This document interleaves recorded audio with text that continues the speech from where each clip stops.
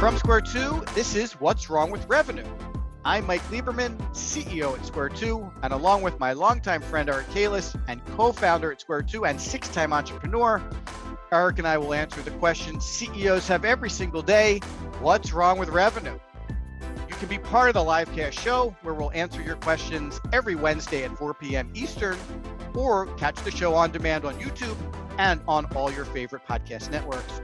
Also, check out all our audio and video content on Square 2 Plus at the square2marketing.com website. Enjoy the show.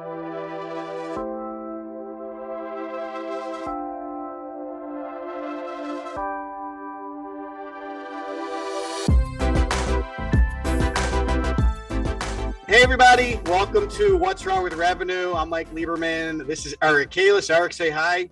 Hello.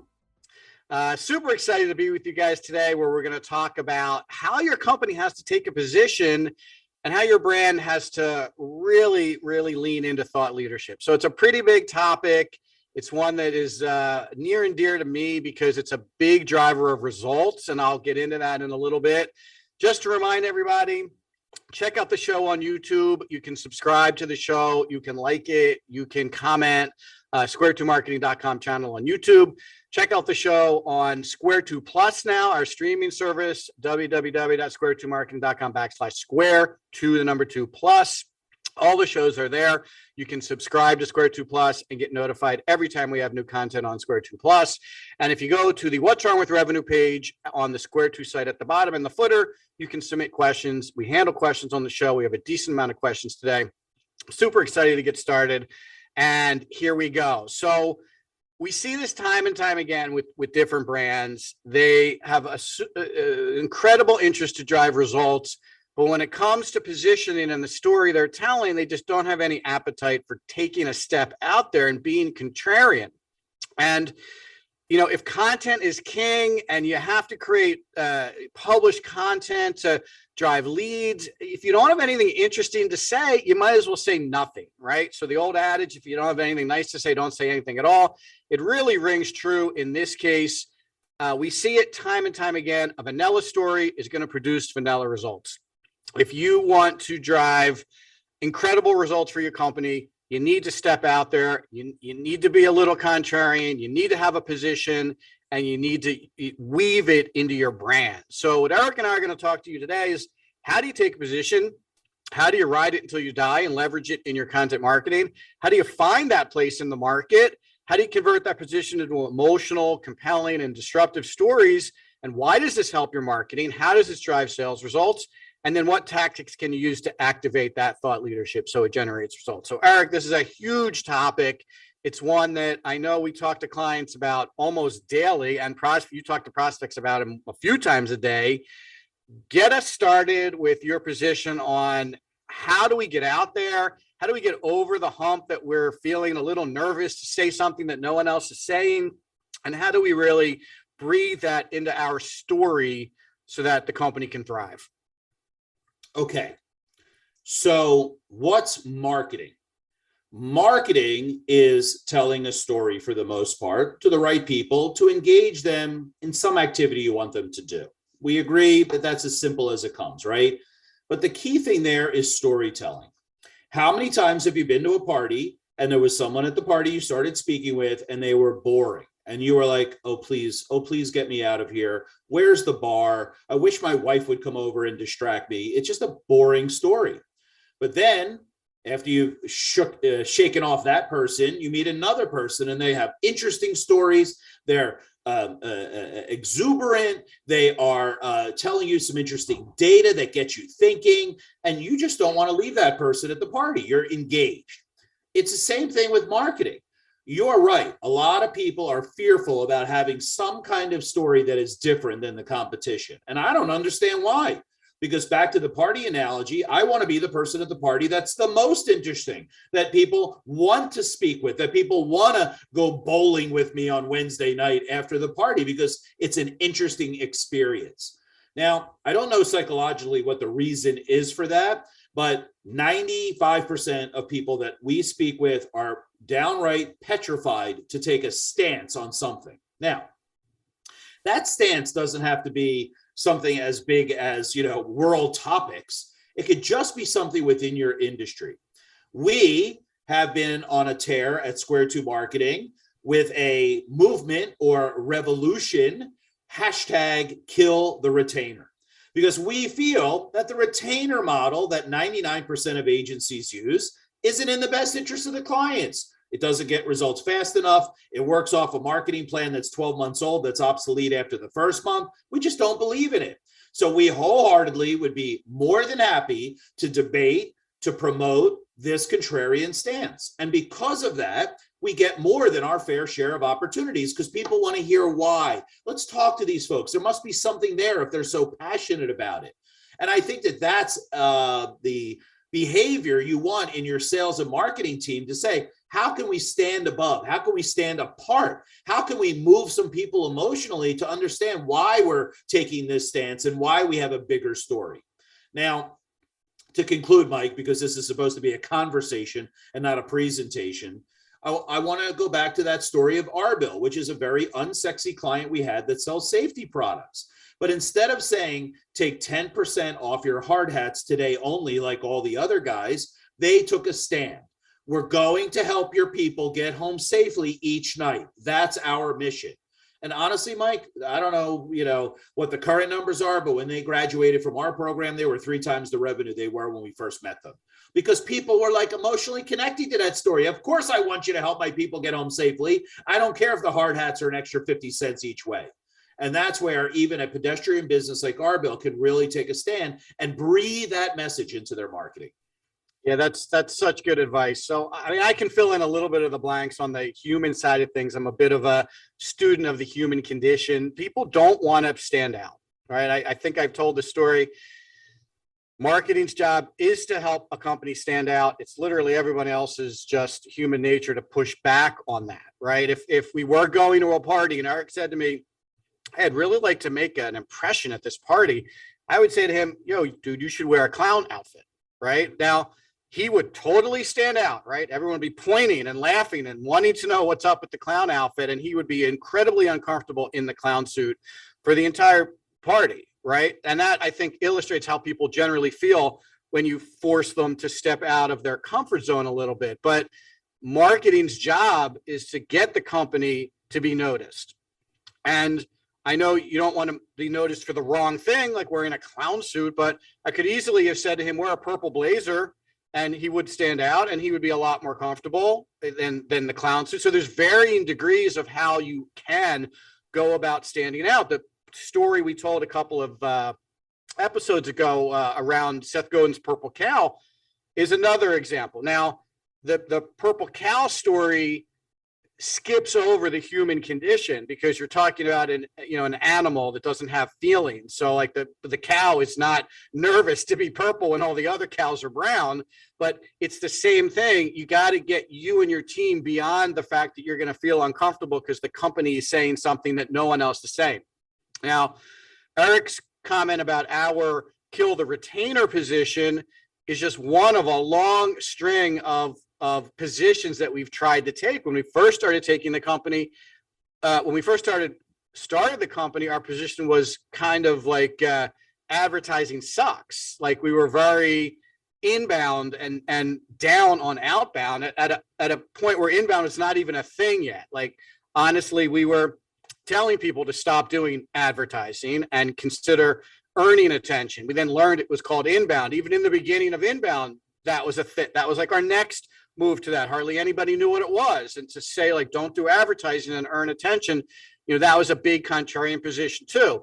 Then inbound became very common, like sliced bread, and we've had to adapt again. And that is a journey that your company may have to go through. What you use to position your company differently today might not be what you have to say in a couple of years from now. You have to be able to migrate that positioning over time, but you have to get your team over those feelings of being uncomfortable, right?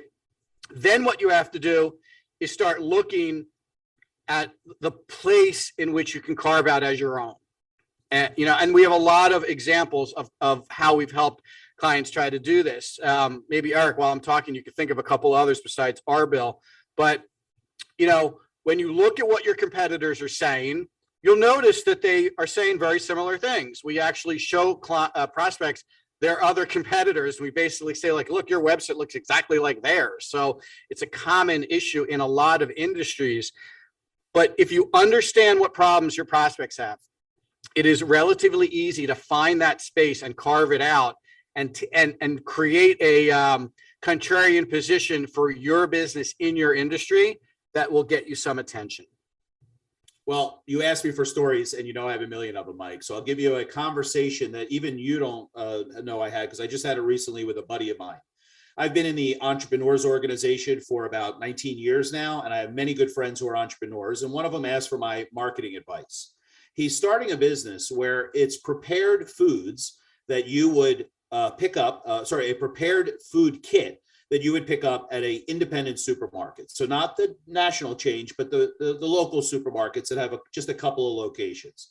And when he was pitching the independent grocers, it was the value proposition was, look, all these things are in your store already. The chicken, the vegetables, the spices, we're just repackaging it in a way that you can sell more of those. That was the first level, but lots of people could say that. Then he said, well, wait a minute. We're kind of helping people make meals again, right? So he said, where do you think I should go with that? So we said, well, is your mission to bring back the family dinner? So now he has a strong message, right? Don't eat at McDonald's. Don't grab some food, come back, get one of these kits, bring back the family dinner. So that was one of his messages that was a little bit aggressive. But then he said to me, is that aggressive enough? And I said, no, I don't think it is, because you're not going to disrupt anything. The family meal's nice, and I'd love to eat with my family every night, but that's not really what's going to drive it. By taking them through the exercise, because remember, it's not really the end user he has to sell these supermarkets to stock a case of these things. I said, you know what? Here's the pain. Everybody who owns a supermarket is losing business to HelloFresh, Blue Apron. What are the other ones called, Mike? Yes, Sunbox. There's a million of them, right? All of those prepared meals, right? So I said his go-to-market strategy should be, I hate HelloFresh, right? Now, of course, he was immediately nervous. We can't say that. And I said, well, why not? If I'm a owner of a supermarket, I do hate HelloFresh. They are literally stealing business of my local people and jumping over me via UPS to deliver food to this family. Why don't I hate them? Now, to your point about how aggressive you should be and where you find your place, he was a lot more happier with bring back the family meal. And that's fine. He was disrupting. He was going contrarian against people that are like going to eat fast casual every night.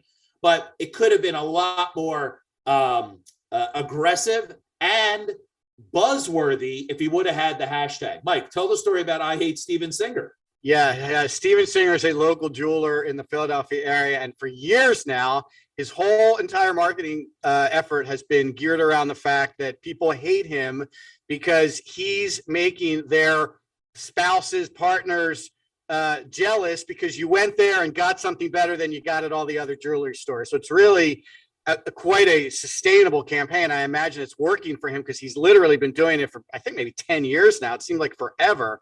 I hate Steven Singer, but yeah, I couldn't agree more. I think that I hate HelloFresh. The timing for that is perfect. I really like those meal kits. We get them not every week, but a lot of weeks at home at my house. And I got to be honest with you, lately, I've been really kind of bored of them. I feel like they keep recycling the same recipes. And I know the ingredients are similar because they order so much of the broccoli. Every meal has to have broccoli in it. Like, I totally get it from their perspective, how it comes out like that. But I could use a break, like what you're suggesting. So I know you're a big fan HelloFresh is going to be so much better than the family meal home.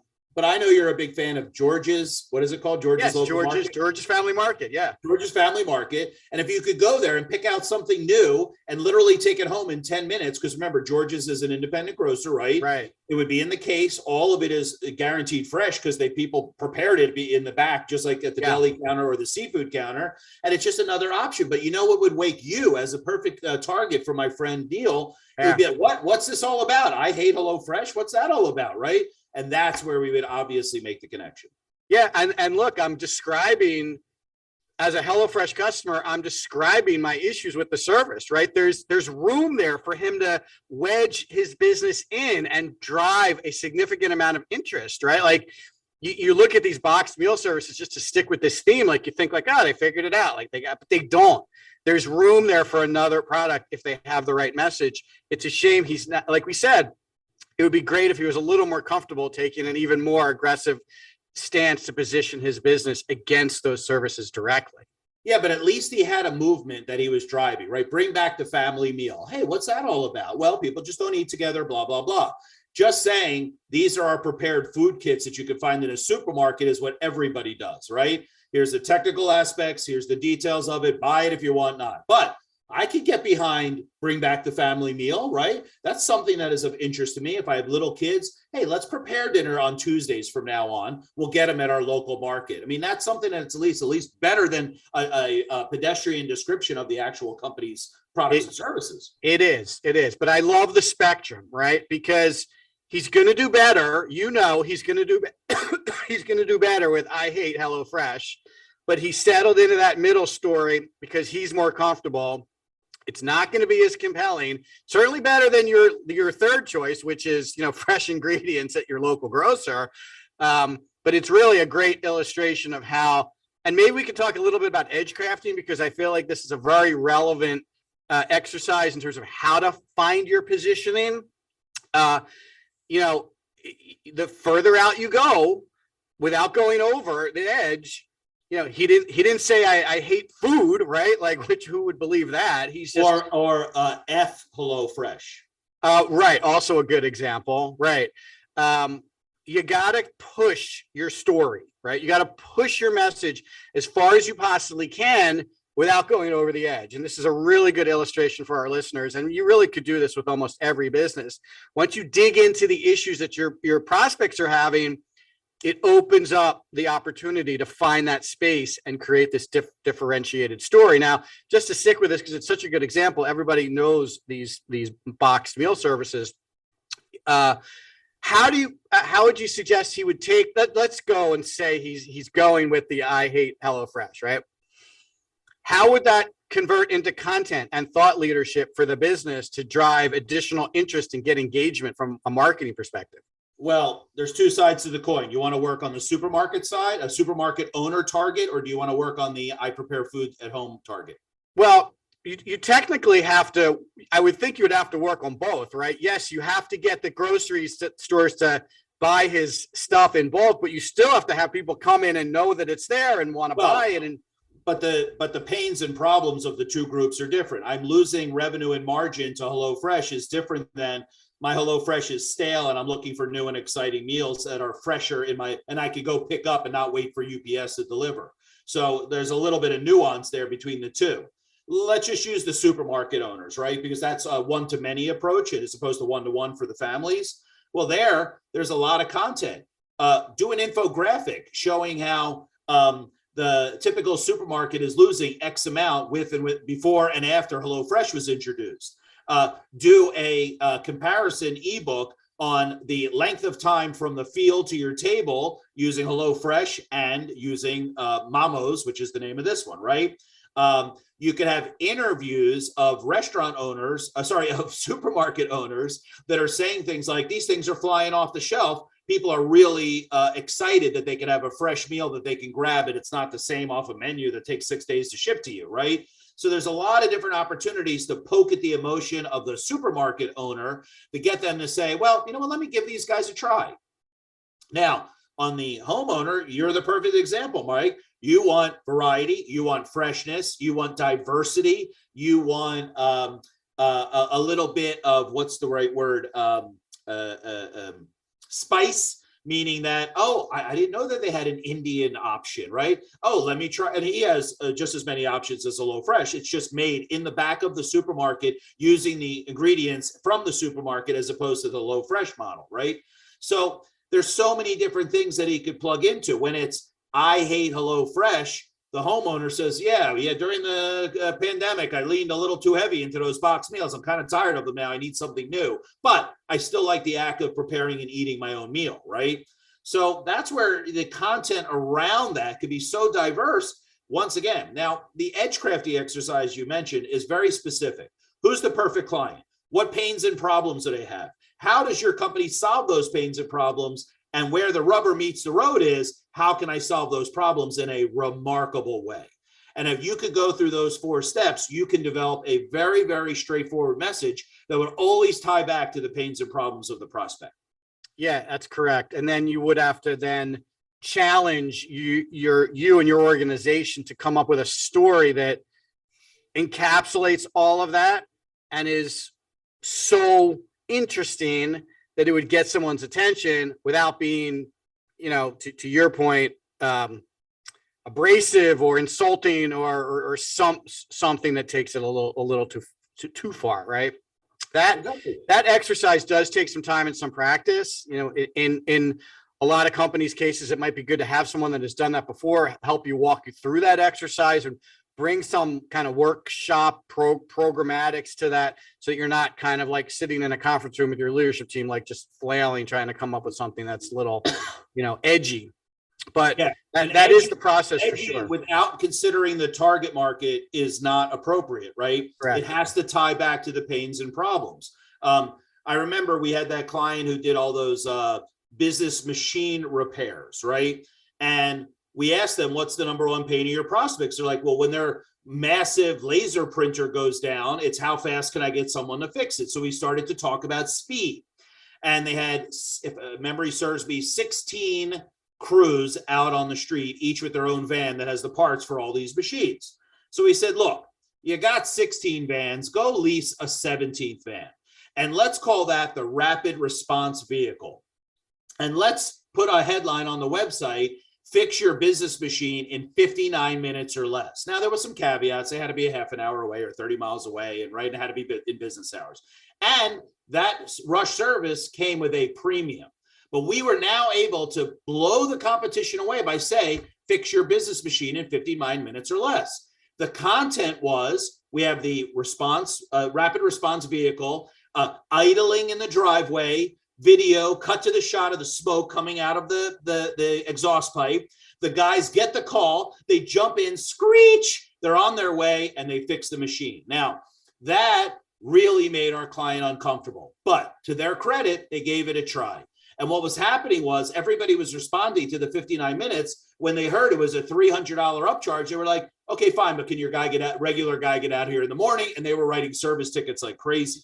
But the thought of breaking the mold where it was like, we'll get to you sometime this week versus we can get there in 59 minutes if you want it, blew the whole market open.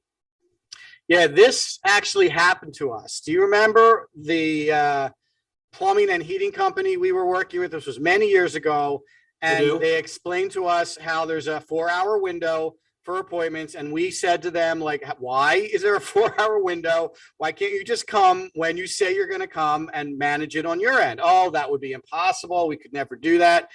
Today, Horizon is a big, I think they're a national brand now. But anyway, locally, they'll come whenever you want them to come. There's no more window. You make an appointment, they show up. And in some cases, they have that rapid response service you're describing, and there is no charge because they are setting the market, right? They want to get people who don't want to wait all morning for their plumbing or HVAC people to come. They moved the bar to a point where no one else had it and forced everyone else to try to catch up. And that's really part of this exercise, is to get out there in advance of your competition, stake your ground in a remarkable way, and then continually move that mark ahead, always trying to stay ahead of your competitors.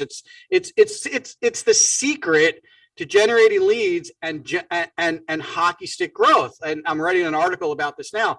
If you think marketing tactics like your website and email marketing and social and whatever, if you think those are going to generate hockey stick growth and it doesn't matter what you're saying, you're mistaken. You're not going to see revenue growth. And what's wrong with revenue? If you don't have a compelling story that is disruptive, you're just not going to see it. You're going to be spending money on tactics that will produce modest results. If you don't have a great story and you're not differentiated from your competition, it's not going to be the results I think you're expecting. Mike, let's talk price. Horizon, the cheapest guys in town? No, they're not. Are they okay if they lose a deal for money? It seems like it. Absolutely. They know who they are in the marketplace. All of the thing, look, this show is called What's Wrong with Revenue. It's okay to charge the premium price if you're going to give the premium service. It's okay to say no to be the lowest cost provider in your space. And that's one of the things that we talk about with differentiation, right? The whole challenge of being remarkable is to get that premium price. Now I could do 3 jobs a day instead of 4 and make the same amount of money because I'm charging appropriately and people are happy to pay for that. If you think about the plumbing example, how much would you pay to eliminate the 1 foot of water that's in your basement right now? Any amount of money. You're not like, well, how much are you going to charge me? Let me call 6 guys. You have a foot of water in your basement. Get rid of it. Solve the problem. Let's go. And if someone wants to wait 2 weeks to have the cheapest guy chuck in a truck come to their house and deal with it, then no problem. That's just not for Horizon. Yeah, agreed. All right. That was a really good kind of conversation around this. I hope everyone kind of gets the point there. Let's answer some questions because there's a decent amount of questions this week. So this is from Barry in San Diego. Who in the company should take ownership of thought leadership, and can it be more than one person? So how do you feel about that? Well, I think those could actually be unpacked into 2 things. Leadership, whether that's the C-suite as a group or the CEO or president, has got to take the reins of what the big message is going to be. Marketing cannot drive that because it can't be on an island where marketing is saying something and operations and finance and all those people are just like tagging along. It's got to be a coordinated effort. So when it comes to what's the big story, how are we going to differentiate yourself, leadership must be involved so that they can make sure that the effort is orchestrated amongst all the parts of the business. However, when it comes to thought leadership content development, that could definitely be a group effort inside an organization. Because if everybody understands the big story, right? If you took a salesperson off the floor at Steven Singer and you said, write me a blog post about why people are jealous of when their significant others get their jewelry at Steven Singer, they could go on and on. They could write right now on the back of a napkin 9 reasons why, right? So they can participate, but only if they're engaged in the big story. If they're siloed, they're not able to participate in that content development. And that's why I think it's important to make sure that the big story is established and then cascades down to everybody in the organization, making sure that there's buy-in, because if the salespeople aren't promoting the remarkable, then the story's not reaching prospects. If the marketing team isn't putting up big headlines on the website, then it's not reaching people that are surfing the internet. And there's a whole bunch of breakdowns that can occur. Yeah, I agree. And there's a few kind of issues woven in there. The first is, how many of you CEOs have been on sales calls and you don't even recognize your own company? The salespeople are just not talking about the company the way you would be talking about it. That's what Eric's describing. There's a breakdown from the C-level or from the CEO into the rest of the company. That has to be fixed. Everyone has to be telling the story the same exact way, and they have to be comfortable with it, whether they like it or not. Telling the story is not optional. You can't, show up at a meeting and tell what you feel like telling when the company is telling you to talk about it like this. That all has to be resolved. So to some extent, it's everybody's responsibility to own the big story, right? It is leadership's responsibility to define it and then get it out to everybody, but everybody has to embrace it and deal with it. In terms of the people, Eric's right. It can be distributed across the company. In fact, probably should be. And this is an interesting takeaway around this conversation. Most of the prospects will be talking to probably aren't that interested in your company's line around the particular story. So, and I'm specifically thinking about social media. Very few people follow companies on social. They follow people. So the people have to be able to bring this story and give this story life and tell this story over and over again. In fact, everyone in your company should probably be using their social platforms to help tell your story. Now, not everyone will want to do that, but that's going to be much more effective than focusing all your energy on your company LinkedIn profile. Because the people that are checking that out, to them, it's like your website. Like, they don't believe it. It's propaganda, it's marketing, and they're right when you break it all down. But if I'm saying something, it's different than Square Two is saying it. If Eric's saying it, it's different than when Square Two says it. And that applies to all your companies also. So certainly the C-level people, but probably a lot of people in your company should be promoting their personal brands and leveraging your story and your content into their personal brands. That's a very low cost way to better leverage social and any kind of paid advertising campaign that you might be considering. And while there might be a lot of challenges tucked into what I just said, it's going to be much more effective than trying to cram your way down their throats with paid advertising. Okay, can you give us a few examples of what it looks like to take a position? So we have, this is from Donna in New York City. We have talked about some examples. Do you have any others, Eric, top of mind that we might be able to illustrate what taking a position would look like? Well, let me start by saying I used earlier in our conversation the words movement and revolution. Now, I'm not talking about overthrowing a country, right? I'm talking about changing the status quo in a specific industry. So I could give you lots of examples where we urged clients to break out of the gaggle of geese that are the competitive pool and stand alone. So how we typically will entice them is not by saying, you should really be contrarian. No, what's the big movement or revolution that you can lead? Okay.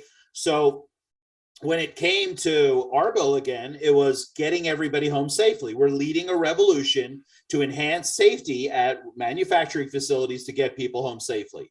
While that's very narrow, it is a revolution. It's changing the fact that, oh no, typically we ship safety products and you do what you want with them. But by giving content and showing videos and how people can get hurt and how you can prevent it, they were triggering that movement of getting people home. So getting people home safely. So I want to make sure that you understand, like when you put it in terms of movement and revolution, it's a little bit different than we're just saying something to be inflammatory in our industry. Does that make sense, Mike? It does. I'm going to give you guys a little exercise here that I think might help. Easter egg.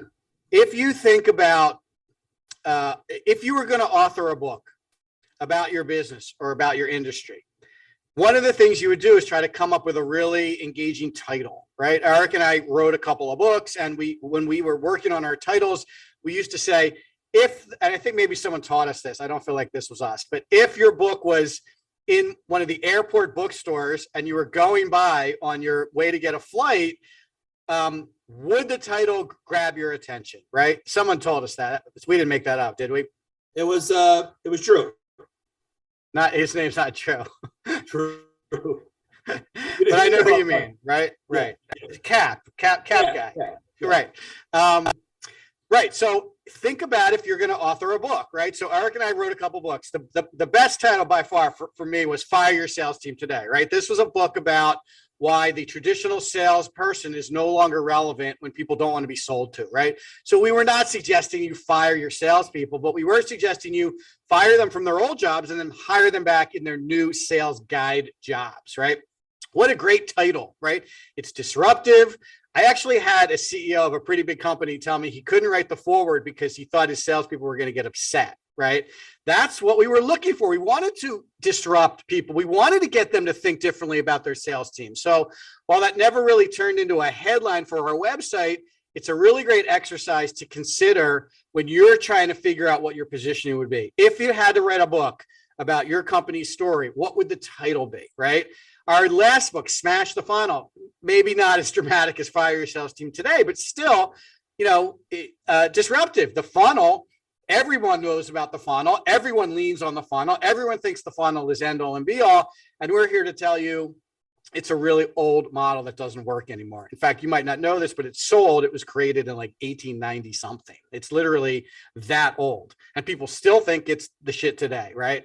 So those are some really good ways to think about your positioning and come up with some headlines and some positioning and the beginnings of a story that might start getting you to go down that path. Yes, it's uncomfortable to say fire your sales team today, but it's exactly the story we were going to tell in that book. Awesome. Okay. Thank you. A few examples. How do you take it? We kind of talked about that. We talked about, this question is from Laura in Lansing, Michigan. Why do you think this is so hard for companies to get behind? I mean, we did talk about that a little bit. Might be worth talking a little bit more about. You already said it. It's uncomfortable to wear a tuxedo to a casual party, right? It's different than everybody else. But meanwhile, if I showed up in a dinner jacket at a casual backyard party, people would talk about it for years. You remember that guy that was wearing a tuxedo, right, Mike? Right. I mean, that's how uncomfortable it is for people to be different. And I think it really trickles down to the marketing exercise. Well, our competition doesn't say that. That seems a little bit contrary. Now, I'm very uncomfortable with that. And that, of course, is the safe play, but it's not the smart play. The smart play is to be on the outside, right? Why do you think they have the black sheep of the family? They behave differently than all the white sheep in the family. I want people to be the black sheep when it comes to marketing, right? Something a little bad boy, something a little different, something a little bit aggressive.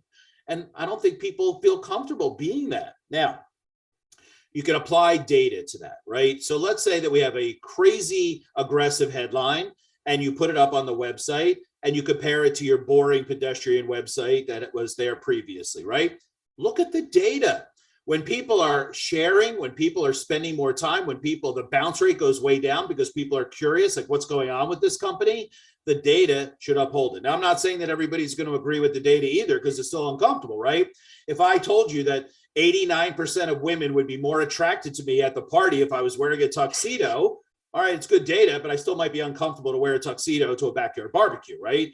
So, that's one data point that if you try it or you tested it and the data came back, maybe that would be a small step forward in feeling better about being different. There's also the conversation about bouncing it off of key clients. If you have a client advisory board or some kind of user group, bounce this idea off of them, see what their reaction is. If they're like, whoa, well, then maybe it's worth a try. If they're like, that does not resonate with me, maybe you go back to the drawing board. So there's lots of ways that you can test it before you, wear the tuxedo in front of your wife before you get to the party, see what the reaction is, and then you can move forward if the response is in the affirmative. Mm-hmm. Just be prepared to do it anyway when she says you look silly. Well, that's my choice, how aggressive I want to be, how remarkable I want to be at the party, right? If it's all of her work friends, I might back off a little bit. But if it's my college buddies, I might feel a little more comfortable. Right. That brings us to a question that talks about measurement. So I'll elaborate a little bit on what you said. So this is a question from Pete in California. How do you measure the effectiveness of new positioning we might be taking? And I think you touched on it. There's so many good ways to measure this, right? You literally could do 2 website homepages. You could do the conservative approach and you could do the contrarian approach. And you literally could publish those simultaneously on an A/B testing platform and randomly show the homepages to different people over the course of a period of time, get enough data for everyone to be comfortable that it's, robust enough to if you had 3 people look at it, it might not be good, but maybe 300 is enough or 3,000, whatever someone agrees, and agree that the page that performs the best is the page that we're going to go with. I can guarantee you right here, an annual salary that they will, the contrarian page will outperform the vanilla page. There's no question about it, assuming everything else is consistent. The headline is written in an emotional way and there's a good offer and the page is designed well. So keep all of those elements the same. If it's done smartly, if it's done, thoughtfully, not just to be, what's the right word? To make a splash. Right. That right there would be an incredible set of data that you could literally sit down with the leadership team and say, look, I know we all have our opinions. I know we're all uncomfortable, but look, this page with this story got twice as many hits and had a half the bounce rate as this conservative looking page that's very similar to what we have now. That's an incredible way to measure the effectiveness of a story like this. Depending on how aggressive you want to be, you could take it to a trade show. You could bring your new story to a trade show. And you know what the trade show did last year with your old story, and you know what the trade show does this year with your new story, and see what kind of feedback you get from people. These are live people who are stopping by. You can talk to them about it. Hey, how do you feel about this? Well, I'm a little taken aback, but I like it. Or, I don't know, it seems a little too aggressive for me and my company. Or, if you get a lot of negative feedback, you learn something, put it in the back pocket and move on. So there's lots of ways to test positioning like this. Some of it is, maybe a little riskier, like the trade show idea. Others, like the website idea or Eric's comment about talking to people about it, relatively low risk. You could turn the A/B test off on that website in an afternoon and go back to the vanilla page if it's not outperforming that. But again, I stake my professional career on the contrarian page outperforming any vanilla page any time of day or night. Me too. Okay, so here's an interesting question. This is from Karen in Burlington, Vermont. How worried about competitors should we be? What if they copy us or counter our position? So I have heard this before from people like, what if our competitors start saying things about us? What are people going to think about us? Like, give us a little perspective on how worried we should be about how the competitors respond to this. Don't worry. That's my advice. Number one, being remarkable, as we've been talking about today, is tough. We just spent 44 minutes talking about how people are uncomfortable with a more aggressive story. So one, they're not going to copy you word for word, but should they copy you? No problem. Every quarter, your team is developing something new and remarkable that you can bring to market, something that'll push the limit, something that'll make people talk. Being remarkable is hard. We talked about how the CEO has to really make sure that the effort to offer this remarkable service or product is orchestrated. The sales team has to be on board. The marketing team has to be on. Operations has to be able to deliver. Being remarkable or differentiated is hard work. So they might copy you on one of them, but if you're constantly, let's say 4 times a year, every 90 days, rolling out something new and different, now they're just going to give up because, it's work. So I would not worry about that even for a moment. Now, should someone blatantly steal, maybe you trademark your new movement or revolution, right? So that at least you've planted a stake that this belongs to my company and my company only. But honestly, we've been doing this for almost 19 years now, and very few people will be copying you. And I'll give you a personal example.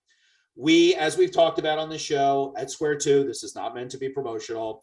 We have the accelerator program, 6 months worth of work in 30 days. You would think that after having that program in place for 3 years, other agencies would copy us and have something similar. But we rarely hear that. We're like, wow, you guys are really unique. Because you know why? It's hard work to deliver 6 months worth of work in 30 days, but we figured it out. We took the time to figure it out. We took the time to promote it, and now we reap the benefits at our firm. So I wouldn't worry about that a minute. I spend 99% of my time worrying about how I can lead a revolution, not how the competition is going to copy me should I succeed.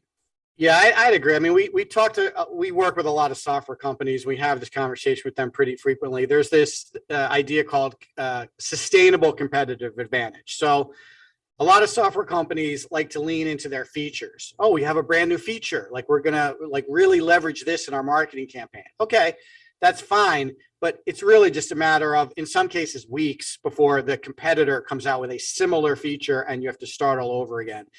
There are so many other places that software companies can potentially lean into being competitively different than the features in the product. So software features are not a sustainable competitive differentiator. You need to look at some bigger company things. Like we can implement, well, we actually have a client that says they can implement it in a day, right?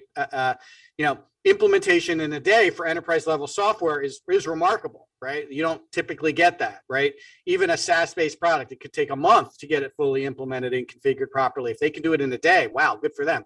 That's a really compelling story when you need it fully implemented in order to get value out of it. The faster you can get it installed and people using it, the more value it's going to bring to your organization. A day is better than 30 days by a lot.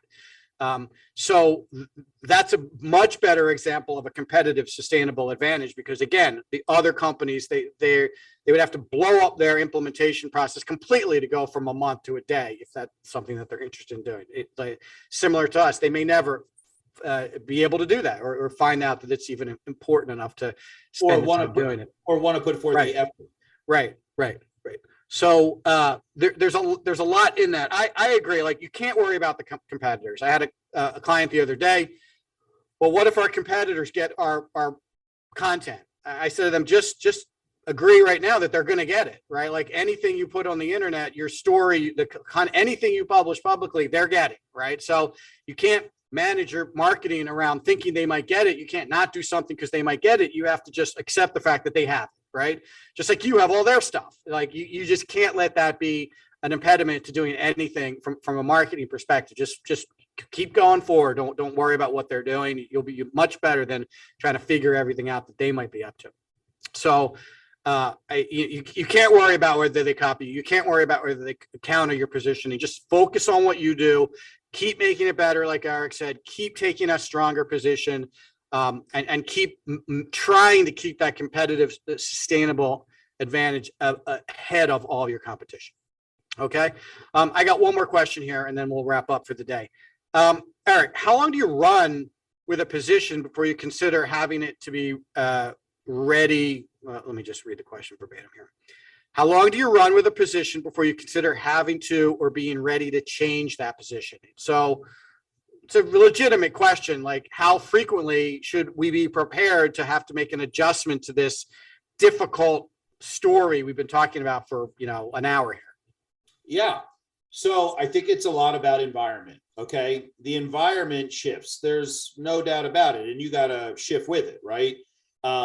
Remember how we used to have 1 million clients that we supported in their trade show efforts? Then a global pandemic happened and there were no trade show efforts. We shifted. Now clients are like, hey, our trade shows are back on. Can you help us with that? So we're shifting, right? If you had a message of we are a trade show specific marketing company, we would have had to pivot and we would have had to go in a different direction. So I think it's environmental, like what's going on around you. So number one, you got to be able to shift if the market shifts. Number two is there's a metrics conversation. If I have been putting out, I hate Steven Singer, and I'm their ad agency, and I have data on that, and I see that, well, we've been running this for 3 years and everybody ignores it now. We get no traction to our website. Nobody's using the hashtag we created. Time for a new campaign. But if the metrics are strong, like I assume they are with I Hate Steven Singer, because they're always making new engaged couples, right? So that continues to feed them. Then the metrics should hold up and they continue going on. So that's the second one. But the third one, I think, is that you can have an overarching message that's remarkable, differentiated, perhaps a little aggressive, but then underneath of it, you can support it with different kinds of activities, right? So let's say, using our example, that if it was get results quickly was the overarching message and the accelerator was our support of that message, let's say all the agencies that we compete with did copy it. Well, we would have a challenge on our hands and we'd have to pivot. So that's something to consider too, that it still could be get the results as quickly as possible as the overarching, but maybe the way we support that might change and we have to be a little bit flexible or pivot when necessary. So I think there's lots of lenses you can view that. When is it time to change? But most of them are based on data, right? If we're still getting good results, let's keep running it. Let's drive it into the ground.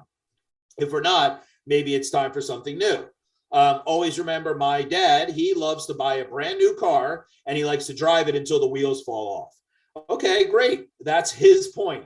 But then other people like to get a new car every 3 years so they're not hassled with repairs. That's their cutoff. So it's a little bit of like personal business strategy about which one you feel comfortable or what suits you.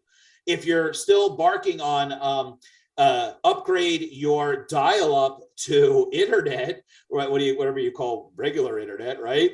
It might be past that time for that message, and now we're on to something else. So I'm just saying that you have to be aware and constantly, as we say at Square Two, reading the tea leaves. What is the feedback showing us, and how do we make decisions off of that?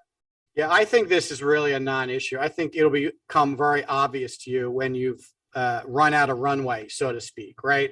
You'll start to hear things. Oh, so-and-so said a similar thing. I heard so-and-so was saying a similar thing. Or, look, I visit some competitors' websites from time to time. You'll start to notice that they're saying something similar to what you are. And in fact, it might be very likely that they copy you. What's the saying? Copying is the sincerest form of flattery or something like that. If they like your message, they might copy it, whether they can deliver it or not. So I think it will become very obvious to you when it's time to move on. You'll start to feel it, from a marketing perspective, from sales perspective. You'll start to just get anecdotes around the message may have run its course, and you need something else. To Eric's point, I wouldn't wait for that.